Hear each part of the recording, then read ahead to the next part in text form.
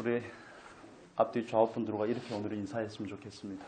아멘 좀 합시다. 이렇게 인사 좀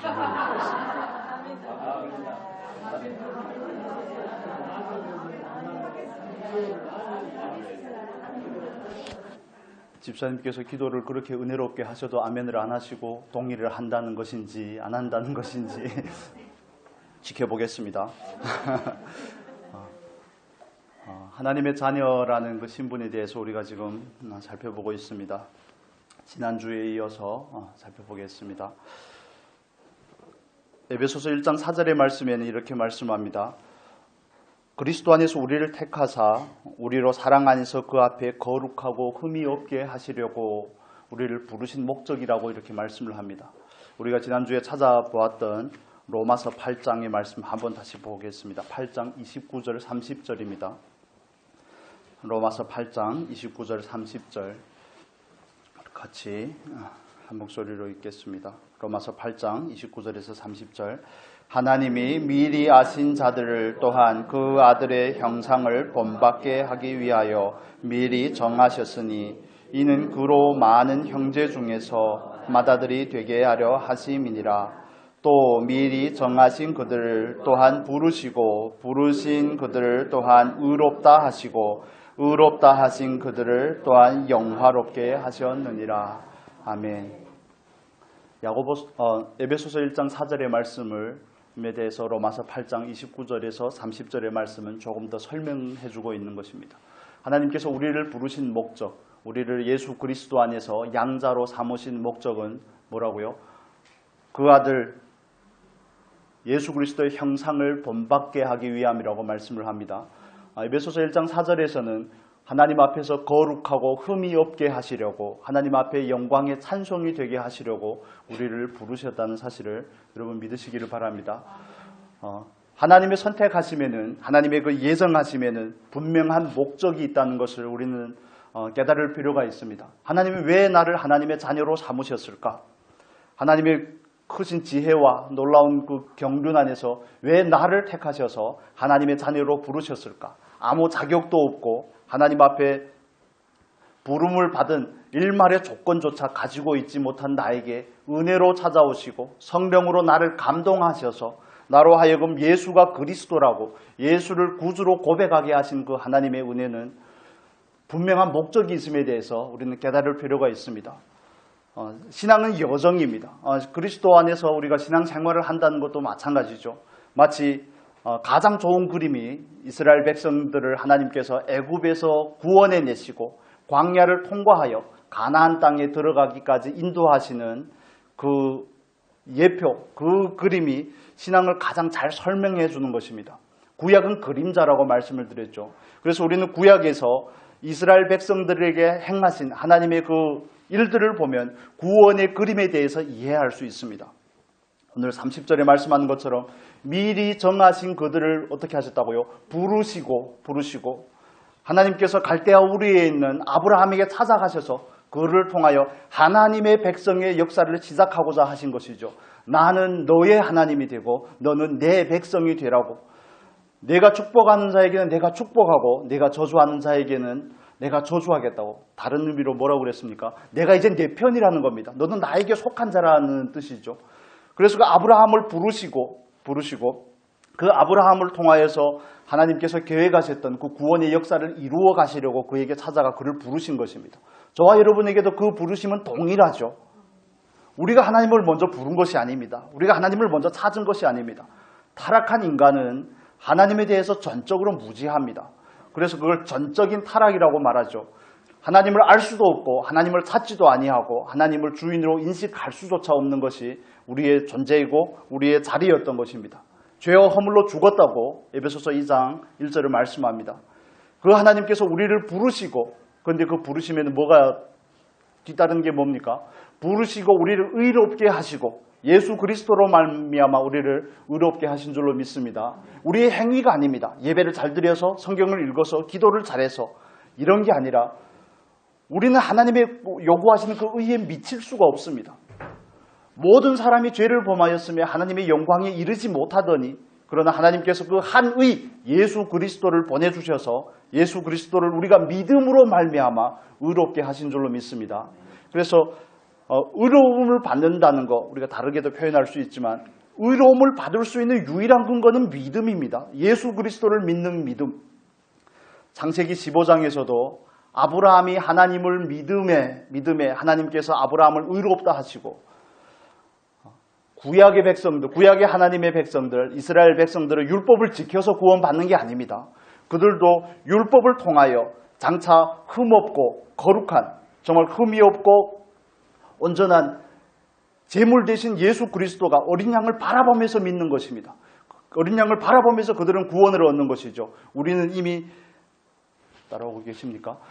이미 성취하진 그 사실을 믿음으로 구원을 받는 똑같습니다. 구약은 율법을 지켜야 되고 우리는 율법을 안 지키고 이런 게 아니라 구원의 조건은 믿음이라는 것입니다. 그 믿음은 은혜로 말미암은 것인 줄로 믿습니다. 그래서 하나님께서 우리를 부르신 목적은 우리로 하여금 하나님을 닮게 하기 위함인데, 하나님의 아들 예수 그리스도의 형상을 본받게 하기 위함인데, 그 목적을 위해서 우리를 부르시고 우리로 하여금 예수 그리스도를 믿게 하시고, 예수 그리스도를 믿게 하고 나서는 뭐합니까? 또한 우리를 영화롭게 하셨는데 우리 안에 그 하나님의 형상이 회복되게 하셨고 날마다 우리 안에서 그 형상이 확장되게 하는 겁니다. 그 형상이 충만한 데까지 이르도록 우리를 인도해가는 거죠. 그 궁극적인 영광은 예수 그리스도가 재림할 때 우리는 영화로운 모습으로 온전하게 변화될 줄로 믿습니다.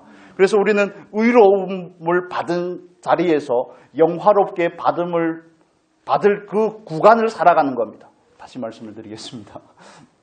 예수 그리스도 안에서 우리는 의롭게 되었고 이제는 장차 영화롭게 온전한 영화로에 들어갈 것입니다. 그래서 우리는 의로움과 영화로움이란 이 가운데 성화되는 삶을 사는 겁니다. 하나님께서 우리를 그 온전한 영광에 이르기 위해서 우리를 이 땅에서 다듬어가고 만들어가고 예수 그리스도를 닮아가게 하는 겁니다. 그걸 우리가 다른 말로 성화라고 그러죠. 나는 예수는 믿는데 성화는 싫습니다. 이런 분들 안 계시죠? 그럴 수가 없는 겁니다. 하나님의 하심이기 때문에 하나님의 부르신 목적이 우리로 하여금 이 땅에서 예수 그리스도를 닮아가게 하는 것이기 때문에 하나님께서는 그 일을 위해서, 그 목적을 위해서 우리들의 삶 가운데 개입하고 계십니다. 간섭하고 계십니다. 우리 안에 버려야 될 것들을 보여주시고 우리 안에 채워야 될 것들에 대해서 우리에게 말씀해 주고 있습니다. 채우는 것에 대해서는 정말 많은 열심을 가지고 하지만 그러나 내 안의 것을 먼저 비워내야 된다는 사실, 내가 하나님의 형상을 예수 그리스도를 닮아가는 데 있어서 그 목적을 향해 살아가는 삶을 반대하는, 방해하는, 저해하는 많은 요소들이 내 안에 있다는 사실에 대해서 우리는 먼저 깨달을 필요가 있습니다. 여러분, 육신을 따라 사는 게 쉽습니까? 아니면 성령을 따라 사는 게 쉽습니까?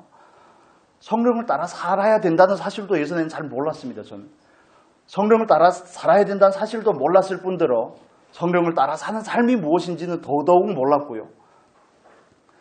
그걸 그렇게 성령을 따라서 살아야 되는 것이 하나님의 뜻이라는 것조차도 무지했던 적이 있습니다. 그러나 후에 알고 보니까 그 삶이 하나님께서 우리에게 요구하는 삶인데, 그런데 내 안에는 두 법이 있더라는 겁니다. 두 법. 예수 그리스도를 믿음으로 말미암아 구원을 받고 중생하여 새로운 피조물이 되었지만, 내 안에 하나님의 형상이 회복되었지만, 그러나 그 온전하지 않음, 내 안에는 여전히 그 육신의 정욕들이 승하고 하나님의 말씀에 순종하기보다는 내가 주인된 삶에 너무 익숙하더라는 겁니다. 이건 패턴의 문제입니다. 썩어져가는 구습의 문제이죠. 여러분 어떻습니까? 그래서 우리는 의롭게 되고 나서 날마다 온전한 영광에 이르기 위하여 성화의 과정을 가는 겁니다. 성화의 과정. 마치 하나님께서 이스라엘 백성들을 애굽에서 구원해 내셨습니다. 6월절의 사건은 구원을 의미하는 것이죠. 어린 양의 피로, 흠없고 점없는 어린 양의 피로, 그 피를 임방과 문설주에 받음으로 심판이 그들을 넘어가고 그들은 구원을 받은 것입니다. 그들은 홍해를 통해서 세례를 받았습니다. 그리고 광야라는 여정을 걷게 하는데, 광야라는 여정에서 하나님께서는 이스라엘 백성들에게 계명을 주시고 그들로 하여금 하나님의 백성이 되어가게 하는 겁니다. 하나님의 백성으로 만들어가는 겁니다. 존재는 이미 하나님의 자녀입니다. 저와 여러분도 마찬가지죠. 이미 하나님의 자녀입니다. 그런데 신명기 8장에서는 하나님께서 이스라엘 백성들에게 가르치는 여러 가지 덕목들에 대해서 말씀을 합니다. 그들을 겸손케 하시고자. 하나님께서 능력이 없으시겠습니까? 광야로 털지 아니하고 바로 그냥 지중해 연안에 있는 해안도로로 올라가면 바로 올라가거든요. 가나안 땅이 그렇게 멀지 않습니다. 그런데 하나님께서는 여러 가지 이유 때문에 그들을 광야로 선회하게 하고, 광야로 그들을 선회하신 목적에 대해서 보통 크게 두 가지로 말씀을 하는데, 그들을 겸손케 하시기 위함이라고 말씀을 합니다. 그들을 겸손케 하는 것. 또 하나는 그들로 하여금 사람이 사는 것이 무엇으로 산다고요? 하나님이 입에서 나오는 모든 말씀으로 산다는 것에 대해서 그들로 하여금 알게 하는 겁니다. 이스라엘 백성들에게 그렇게 하신 하나님께서는 오늘날 저와 여러분의 삶 가운데서도 그 일을 똑같이 하고 계신다는 사실을 믿으시기를 바랍니다. 우리를 어떻게 하신다고요? 겸손케 하신다고요. 우리를 어떻게 하신다고요? 하나님의 주권을 우리에게 가르치신다고요.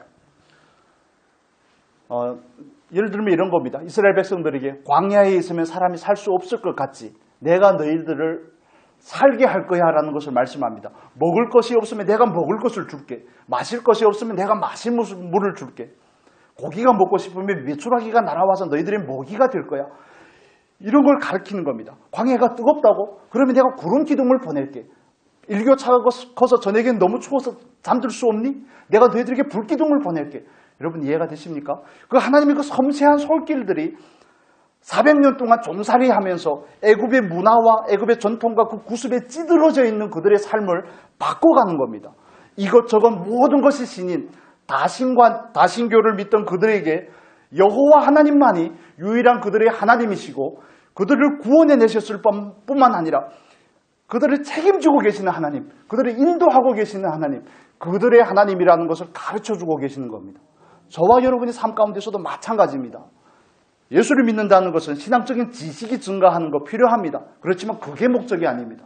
예수를 믿는다는 것은 하나님을 본받아가는 것이 목적인데, 그 본받음을 위해서 하나님은 우리에게 예수가 어떤 분이신지, 하나님이 어떤 분이신지를 우리들의 일상을 통해서 가르쳐주고 있습니다. 여러분 눈을 크게 뜨셔야 됩니다. 크게 뜨시고 일상 가운데서 일하시는 그 하나님을 주목해 보셔야 되는 것입니다. 우리에게 그렇게 많은 일들을 하고 있음에도 불구하고 우리는 그 하나님을 인지하지 못할 때가 많습니다. 왜 나에게만 이런 일이 있냐고, 왜 나만 겪는 고난이냐고, 이런 식으로 표현을 할 때가 얼마나 많습니까? 하나님이 왜 나에게만 시시때때로 사사건건 시비를 거는 것 같고, 나에게만 불통한 삶을 주는 것 같고 그렇게 여길 때가 있는데, 그건 우리가 오해했기 때문에 그렇습니다. 오해해서 그렇습니다. 하나님은 여전히 이스라엘 백성들을 사랑하셨던 것처럼 우리를 사랑하고 계시고, 우리에게 오늘도 하나님은 어떤 분이신지를 가르쳐 주려고 하는 것입니다. 그래서 하나님을 아는 일과 믿는 일과 아는 일이라고 이렇게 말하죠.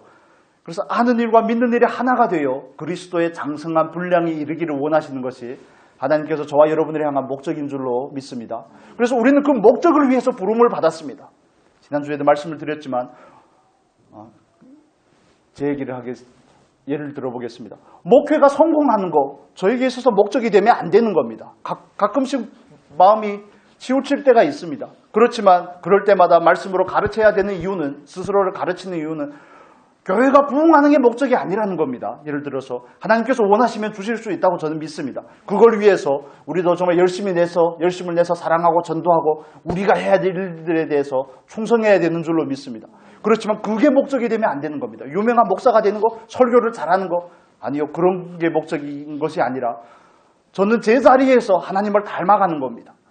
제 자리에서 먼저 하나님을 닮아가고 그분을 충분히 닮고 그분으로 충분히 옷 입고 날마다 나를 벗고 예수로 옷 입어서 여러분에게 더 나은 하나님을 소개하기 위해서, 더 나은 하나님을 보여주기 위해서, 그게 저에게 있어서는 목적이 되어야 되는 것입니다. 여러분에게 있어서도 마찬가지 아니겠습니까? 예수를 닮는 삶, 교회만 오면 이것도 하고 저것도 하고 우리는 doing이라고 그러죠. 행하는데 너무 많은 초점을 맞추고 있는데, 그런데 하나님은 무엇을 행하느냐보다 더 중요한 것은 행하지 말라는 것이 아닙니다. 여러분 이해하실 줄 압니다만, 무엇을 행하느냐보다 어떤 사람이냐를 더 중요하게 보더라는 겁니다. 존재의 문제에 대해서 말씀을 드렸죠. 우리가 어린 아이이면 생각하는 것이, 말하는 것이, 깨닫는 것이 온통 어린 아이입니다. 어린 아이로서는 하나님께 충분한 영광을 돌려드릴 수가 없습니다. 하나님을 기쁘게 살 수가 없고요. 예수 그리스도를 닮아가는 삶은 영원한 것입니다. 그런데 우리가 신앙에 대해서 바른 이해를 가지셔야 됩니다. 하나님은 우리를 어떤 존재로 만드는 데 목적이 있다는 사실을 여러분 믿으시기를 바랍니다. 어떤 존재, 예수 그리스도의 성품에 참여하는 자, 하나님의 성품에 참여하는 자로 우리를 만드시고자 하고 예수 그리스도의 형상이 우리 안에서 더욱 충만해지기를 원하시고 그 일을 위해서 사도 바울이 뭐라고요? 나는 오늘도 해산하는 수고를 한다고 갈라디아서 4장 19절에서 말하죠. 우리로 하여금 예수 그리스도의 장성한 분량에 이르게 하는 것, 하나님께서 저와 여러분을 향한 목적입니다. 그래서 무엇을 하는 것도 중요하지만 뭐가 더 중요한 겁니까? 내가 어떤 존재가 되는 것이 중요한 것입니다. 겸손하지 않은 사람이 교회에서 섬겨보십시오. 난리 납니다. 많이 경험해 보지 않았습니까? 정말 난리가 납니다. 그건 하나님의 일이 될 수가 없습니다. 정말 교만한 사람이 다른 사람을 가르친다고 해보십시오. 그건 그냥 지식적인 전달밖에 되지 않습니다. 완악한 사람이, 자기 고집이 있는 사람이 하나님 앞에서 열심을 낸다고 생각해 보십시오. 그건 정말 고삐 풀린 망아지와 같습니다. 걷잡을 수가 없습니다. 여러분, 우리 하나님 앞에서 어떤 존재가 될 것인지, 어떻게 장성한 그리스도인이 될 것인지, 어떻게 예수 그리스도의 장성한 분량에 이를 것인지, 어떻게 하면 겸손한 사람이 될 것인지, 어떻게 하면 하나님을 또 아는 사람, 하나님을 또 닮아가는 사람이 될 것인지가 저와 여러분에게 있어서 유일한 목적이 될 수 있기를 축복합니다. 이걸 확고한 목적을 가지고 나는 어떻게 하나님을 닮을 수 있을까? 그 다음에 두 가지에 대해서 말씀을 드렸죠. 버려야 됩니다. 닮아가기 위해서는 버리고 채우는 겁니다. 버리고 채우는 거. 버려야 되는데 우리는 우리 안에 있는 것이 무엇인지조차도 모를 때가 너무 많습니다. 내가 얼마나 교만한 사람인지, 내가 얼마나 완고한지, 내가 얼마나 고집이 센지, 얼마나 하나님 앞에서 자기 의의가 대단한지, 얼마나 하나님 앞에서 정말 고집불통인지에 대해서 잘 모릅니다. 그래서 하나님은 우리의 상황 가운데서 하나님을 닮아가는 이런 방해 요소들을 우리 안에 근본적으로 있는 것과 우리가 삶을 살아가면서 우리 안에 만들어진 그런 성향들, 우리가 자라고 말하죠. 자, 썩어져가는 구습을 쫓아서 살다 보니 형성된 옛사람, 옛자. 본질적인 부분은 우리는 죄인이라는 그 죄성을 본질이라고 말한다면 그 죄성을 따라 살다 보면서 파생이 된, 형성이 된 그 모습, 저와 여러분에게 다 있습니다. 그런 모습들에 대해서 하나님은 그걸 버리기를 원하시는 겁니다. 집사님께서 기도하셨던 것처럼 우리를 파쇄하게 하시고, 이건 중국어의 표현인데 파쇄한다는 것은 깨뜨린다는 말입니다. 산산조각나게 깨뜨리는 겁니다. 살짝 금이 가게 하는 거 아닙니다. 살짝 건드리고 마는 게 아닙니다. 십자가에 못 박혀서 살짝 기절하는 게 아니라고 말씀을 드렸죠. 완전히 죽는 것입니다. 완전히 가루가 되는 것입니다. 소재의 고운 가루가 되듯이 하나님 앞에 온전히 나를 드려지기까지 하나님께서는 우리 안에 그 일을 행하시는 겁니다. 그 딱딱한 껍질을 깨뜨려야지 내 안에 있는 생명이 흘러 나올 수 있기 때문에, 딱딱한 그 표피가 껍질이 갈라지고 해야지 내 안에 있는 새 생명이 나를 통해서 예수의 생명이 드러나올 수 있기 때문에, 예수 그리스도의 향기가 드러나올 수 있기 때문에 하나님은 그 작업을 계속 우리들의 삶 가운데서 하고 계시더라는 겁니다. 여러분 얼마나 인지하고 계십니까? 그리스도인으로 사는데 자기의 삶 가운데서 하나님께서 무슨 일을 하는지 모르는 그리스도인들이 너무 많습니다. 여러분 우리가 알고 모르고 판단하고 정죄하는 것이 아니라 너무 모릅니다. 그리스도인이 되었는데 이제는 예수를 믿어서 기도하고 축복받는 것이 예수를 믿는 목적인 줄로 압니다. 세상에서 형통하고 세상에서 부를 이루는 것이 목적인 줄로 압니다. 돈이 있어야 하나님을 섬기지요. 이런 말도 안 되는 변명을 하면서 아니요, 하나님을 섬기는 것은 중심의 문제입니다. 그래서 과부의 두 렙돈을 우리에게 말씀해 주고 계시는 거거든요. 많은 자기의 욕망과 그걸 적절하게 믹서를 해서 하나님의 축복과 우리의 욕망을 적절하게 믹서해서 하나님 앞에 마치 그럴듯한 것으로 기도의 자리로 나가는데 하나님 절대 속지 않습니다. 내 안에 욕망이 어떤지 하나님 모르겠습니까? 절대 속지 않으십니다. 우리는 그 분명한 목적을 확정하고 그 목적을 향해서 나아가실 수 있기를 바랍니다. 그러기 위해서 하나님께서는 우리의 삶 가운데 우리 안에 감추어져 있던 것들을 드러내십니다. 드러내야 알 것이 아니겠습니까? 방해하는 요소들, 예를 들면 마태복음 13장에 나오는 씨 뿌리는 비유와 마찬가지인 것입니다. 씨가 떨어졌는데 왜 자라지 못합니까? 길가기 때문에 안 되는 겁니다. 마귀가 와서 그걸 먹어버린다고 말하죠. 그렇기 때문에 마귀가 방해하는 부분이 있습니다. 너무 딱딱하기 때문에 씨가 움을 틔울 수조차 없는 그런 상태일 수가 있지만, 그 다음에 두 가지 경우는 뭐 때문에 그렇습니까? 이 안에 있는 완고함 때문에 그 씨가 뿌리를 내릴 수가 없는 겁니다. 돌밭에 부러졌다고 말하죠. 저 여러분 안에 있어서 그건 마치 우리의 마음과 같은데, 우리 안에 있는 그 돌이 제거가 되지 아니하면 우리는 하나님 앞에서 온전하게 자라기가 굉장히 어렵습니다. 그분을 닮아가는 일에 많은 어려움을 겪게 됩니다. 그런데 우리는 안에 돌이 있다는 사실조차 인식하지 못할 때가 너무 많습니다. 그래서 하나님은 우리에게 상황을 통해서, 사람을 통해서 우리 안에 있는 것들을 드러내십니다. 드러내시는 그 역사를 여러분 경험하실 수 있기를 바랍니다. 거기에 초점을 맞추고 거기에 집중하고 있으면 모든 삶의 여건들이 하나님께서 지금 나를 드러내고 나를 깨뜨리기 위한 작업을 하고 계시는구나 하는 것을 바로 알게 될 것입니다. 저는 오늘 아침에도 그걸 경험을 했습니다. 경험했습니다. 그냥 여기까지만. 예를 들면 여러 가지가 있겠지만 그냥 간단하게 예를 들어보겠습니다. 우리가 예수를 닮아가야 되는데 예수님은 온유하고 겸손하죠. 대표적이고 온유하고 겸손하고 충성하고. 그런데 내 안에 온유하지 못한 것이 있다면 지금 내 안에 뭔가 문제가 있는 것이 아니겠습니까? 예수님의 성품과는 전혀 다른 것이기 때문에 예수님께서는 순종하시는데 말씀이 진리에 순종하는데 나는 때론 내 쾌락 때문에 내 욕망 때문에 말씀에 순종하지 못하는 것, 이런 요소도 우리 안에 있을 수가 있습니다. 예수님은 그렇게 정말 따뜻한 남자셨는데 우리 안에 따뜻하지 못함이 너무 많을 때 찬바람이 쌩쌩 불고 전혀 사랑을 받아본 적이 없는 것 같은 그런 교만함과 때로는 하나님 앞에서 그런 전혀 부드럽지 못한 완고한 모습들이 있을 때 우리는 그걸 인지해야 됩니다. 하나님께서 내 안에 있는 그것을 지금 발견하게 하셨으니 그걸 어떻게 하시려고 한다고요? 그걸 버리게 하려 하신다고요. 여러분 잘 이해를 하실 줄로 믿습니다. 그걸 드러낼 때마다 놀라지 마십시오. 놀라지 말고 하나님 발견케 하셨으니 버리기를 원합니다. 얼마나 쉽습니까? 우리 한번 해볼까요? 발견하게 하셨으니 버리기를 원합니다. 발견하게 하셨으니 버리기를 원합니다. 자기 자신이 용납이 안 되더라고요. 저 스스로도 그랬습니다. 제가 여러분에게 저의 부끄러운 과거를 많이 얘기해서 잘 아시는 것처럼 저는 처음에 제 안에서 그런 것들이 발견이 될 때 너무 많이 놀랐습니다. 저는 그래도 괜찮은 그리스도인인 줄 알았거든요. 모를 때는 정말 금방 예수 믿은 분들, 새신자 그런 분들을 보면 제 안에 일종의 갑갑함이 있었습니다.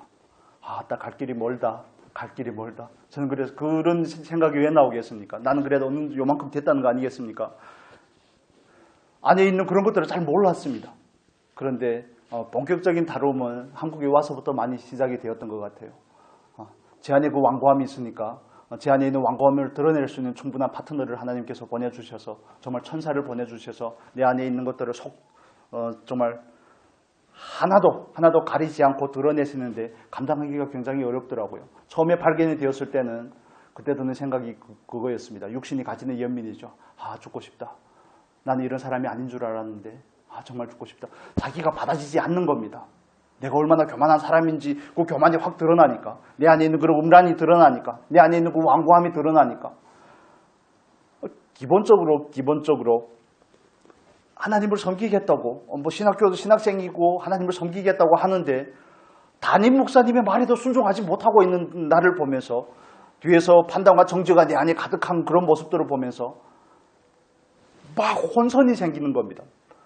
이 마음의 그런 갈등이 너무 많은데 설교는 또 왜 그렇게 많이 시키시는지, 얼마나 갈등이 되겠습니까? 말할 때는 철면피를 쓴 것처럼 말은 해야 되는데 내 안에서는 그게 전혀 실제가 되어 있지 않고 여기로 아는데 여기는 전혀 냉랭하고 정말 많은 괴로운 그 시간들이 있었죠.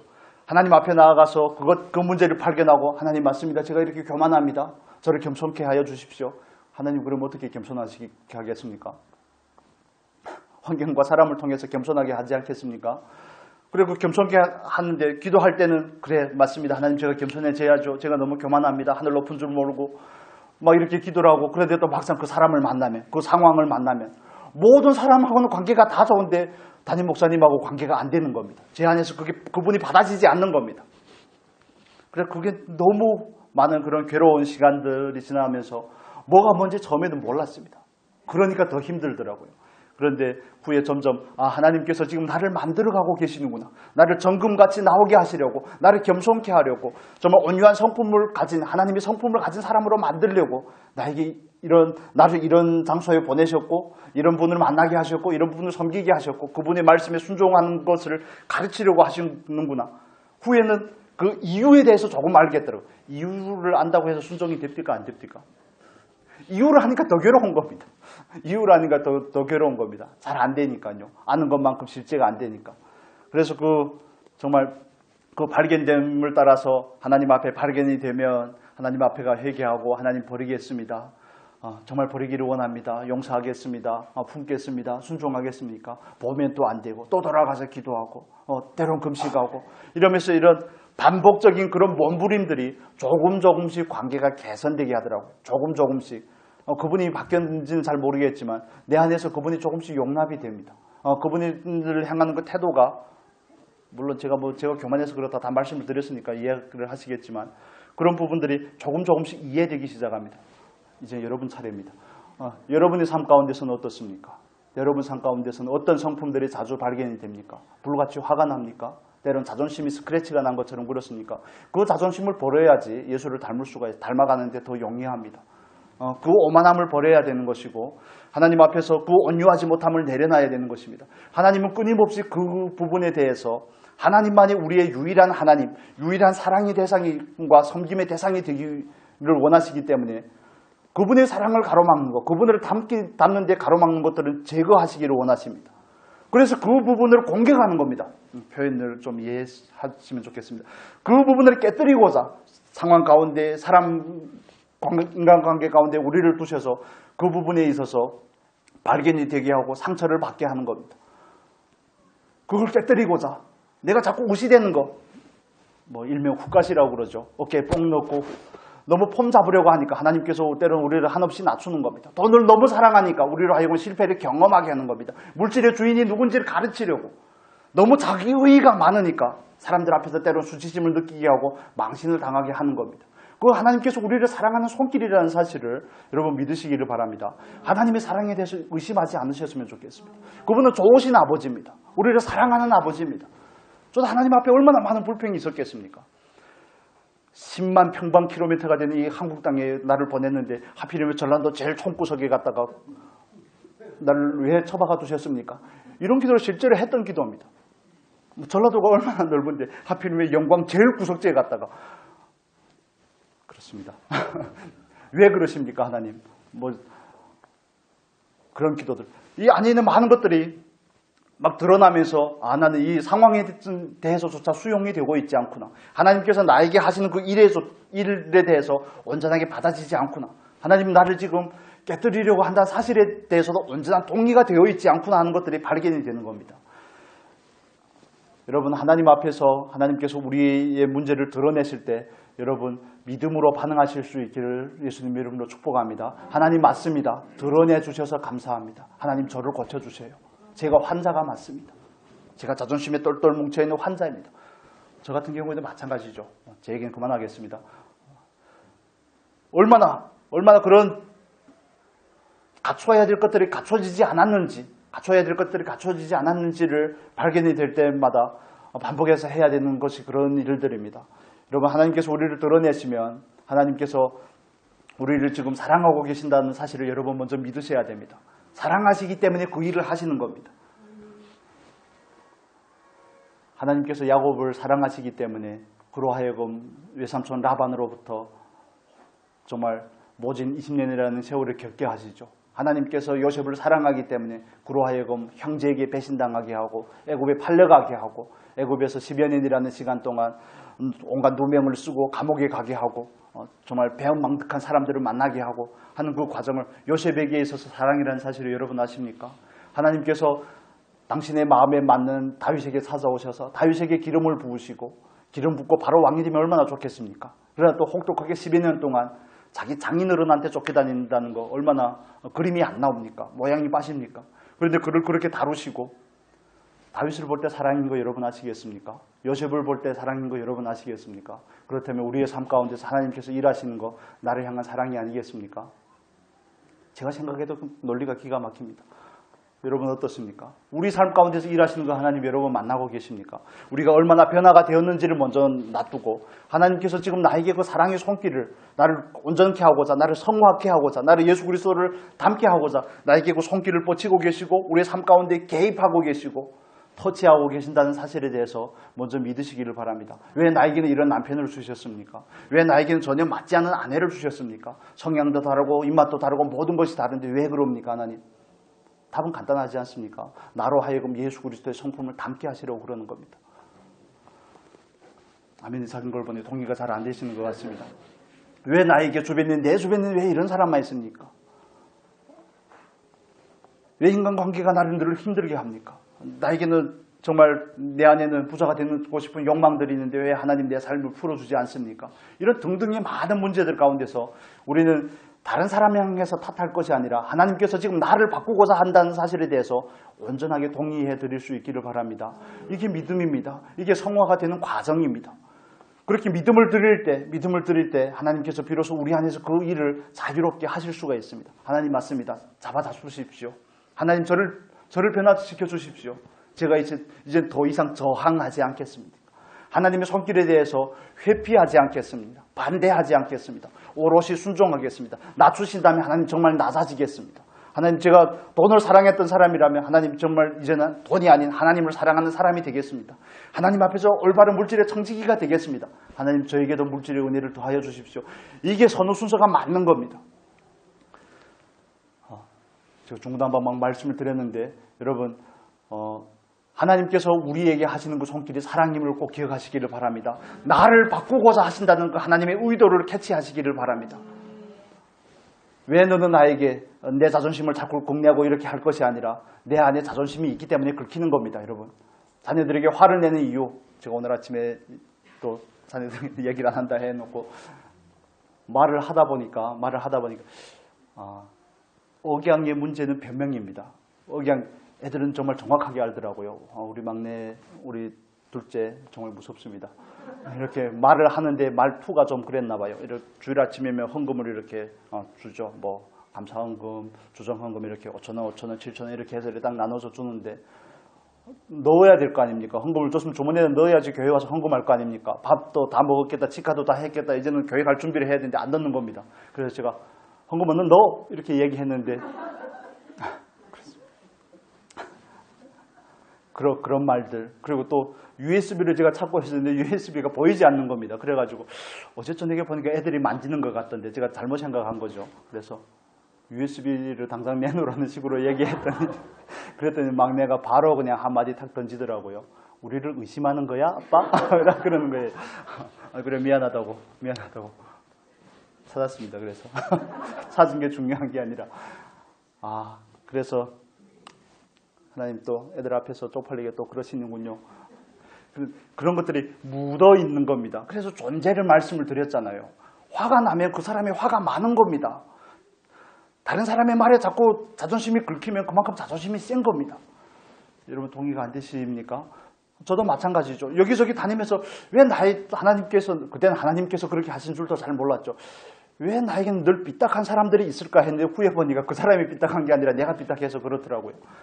그런 게 잘 몰랐던 것이죠. 다 괜찮습니다. 각양각색 다 있기 때문에 저만 있는 것이 아니라 여러분 웃고 계시지만 여러분 안에는 저보다 아마 더 심할 수도 있다는 사실을 저는 알고 있기 때문에 위로를 받습니다만 그렇습니다. 다 있죠. 그런데 때로는 아닌 척하는 겁니다. 이게 유교 문화가 우리에게 가져다주는 병폐입니다. 아닌 척하는 겁니다. 그런 척, 괜찮은 척, 안 괜찮잖아요. 내 안에서는 난리가 나지 않습니까? 내 안에서는 정말 칭찬 한마디에 천국행 바로 하고 누가 정말 뭐 한 가지를 지적하면 바로 지옥낭 떨어지고 이런 것들을 반복해서 우리 안에서 경험하는 그런 이유들 하나님 우리 안에 있는 그 나쁜 것들을 드러내기를 원하십니다. 그래서 우리에게 나와서 일하십니다. 감춰져 있는 것이 잘 보이지 않으니까요. 그게 보인다면 우리는 하나님 앞에 나와 어떻게 해야 됩니까? 하나님 버리기를 원합니다. 나는 예수 그리스도와 함께 십자가에 못 박혔음을 믿습니다. 하나님 예수 그리스도의 사람들은 그 정과 욕심을 이미 십자가에 못 박은 줄로 믿습니다.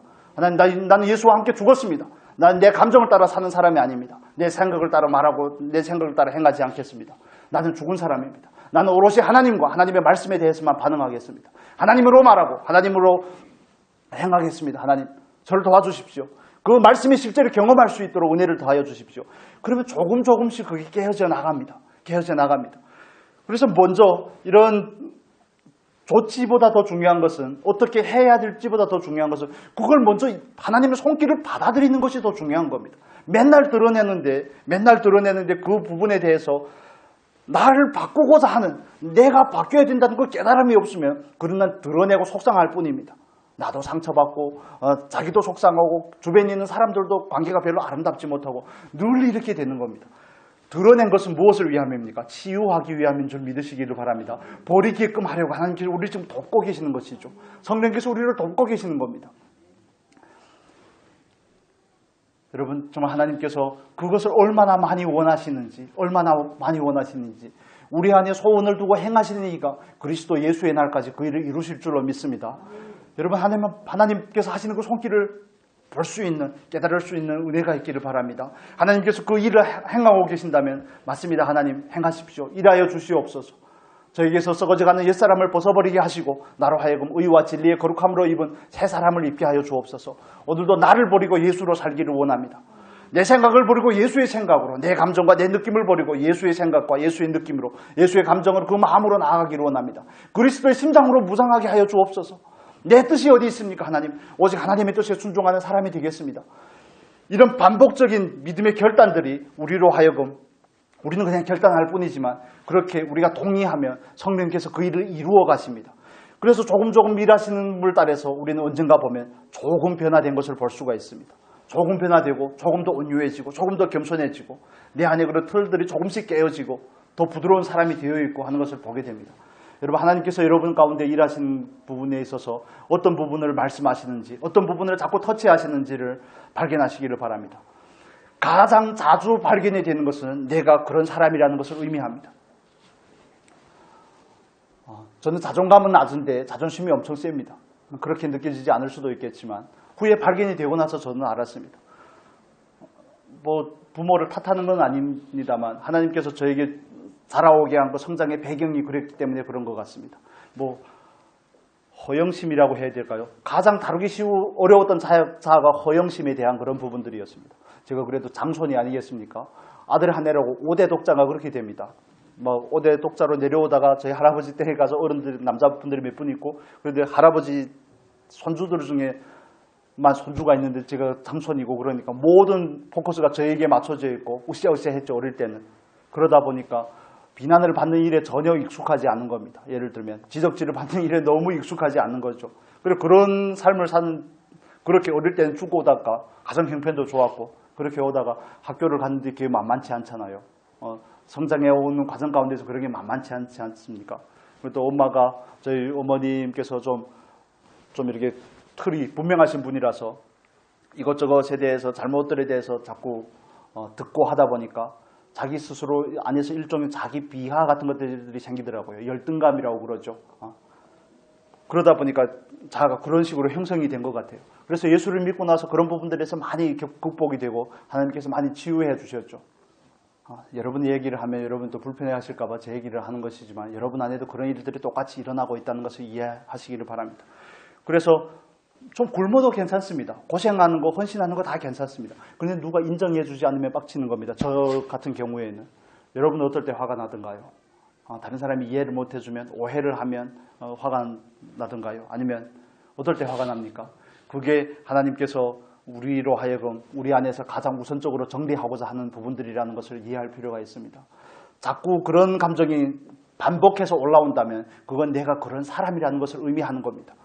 그래서 그럴 때 우리는 하나님 앞에 구조 요청을 해야 되는 겁니다. 하나님을 향해서 119를 걸어야 되는 겁니다. 하나님, 저를 도와주십시오. 저를 도와주십시오. 저로 하여금 정말 그리스도의 향기가 나는 그리스도인으로서, 하나님의 자녀로서 하나님을 본받은 사람이 되게끔 저를 도와주십시오.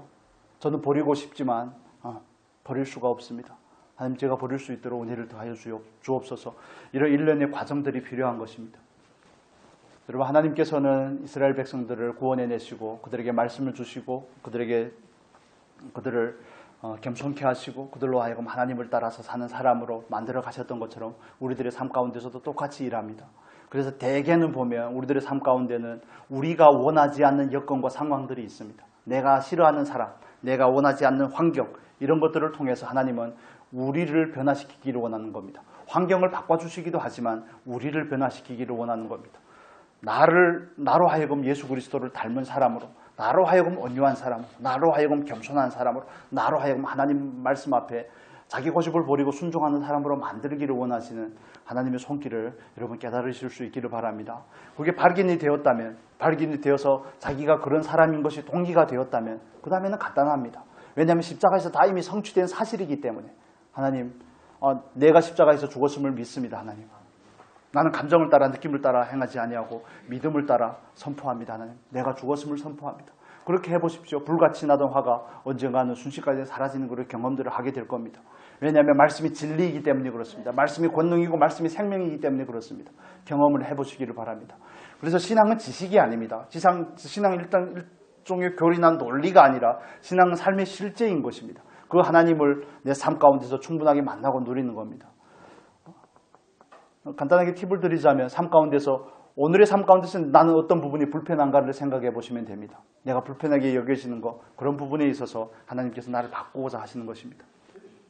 여러 가지 적용들이 있겠지만 여러분 삶 가운데 가셔서 구체적으로 적용을 해보시면 좋겠습니다. 하나님은 얼마나 나를 사랑하시고 얼마나 나를 바꾸기를 원하시는지, 얼마나 나를 그 영광스러운 그 영화로운 자리로 초대하기를 원하시는지, 그러기 위해서 오늘의 삶 가운데서 얼마나 나를 연단하고 계시는지, 내 안에 있는 더러운 것들을 얼마나 버리기를 원하시고 하나님의 거룩하신 것 같이 우리를 거룩히 하기를 원하시는지, 하늘의 아버지의 온전하신 것 같이 우리를 얼마나 온전케 하기를 원하시는지, 그 하나님의 마음이 좀 여겨졌으면 좋겠습니다. 내가 힘든 거 말고요. 물론 힘듭니다. 내가 힘든데 초점을 맞추지 말고 하나님은 나를 얼마나 사랑하는지, 나를 향하여 얼마나 열심을 바라고 있는지, 그래서 수십 년 동안 우리들의 삶 가운데 간섭하고 계신 거 아니겠습니까? 내가 안 바꾸려고 해서 그렇지, 내가 동의하지 않아서 그렇지, 때론 내가 몰라서 그렇지, 우리가 순종하지 않으려고 해서 그렇지, 그러니까 하나님께서 자꾸 유보하는 겁니다. 그걸 자꾸 미루어지는 것이 아니겠습니까? 그 사랑에 설득되고 하나님께서 하시는 일이 우리 안에서 정말 일만일에 저해도 받지 아니하시고 온전하게 이루어질 수 있기를 예수님의 이름으로 축복합니다. 우리 시간 같이 기도하면 좋겠습니다. 하나님, 우리로 하여금 하나님의 손길을 경험하게 하여 주옵소서. 우리로 하여금 하나님의 일하심을 깨닫게 하여 주옵소서. 하나님께서 내 안에 하나님께서 원하시지 않는 자아와 구습을 발견하게 할 때마다, 진리가 아닌 것들을 발견할 때마다 하나님 버리겠습니다. 버리겠다고 결단하겠습니다. 하나님, 우리 같이 기도하겠습니다.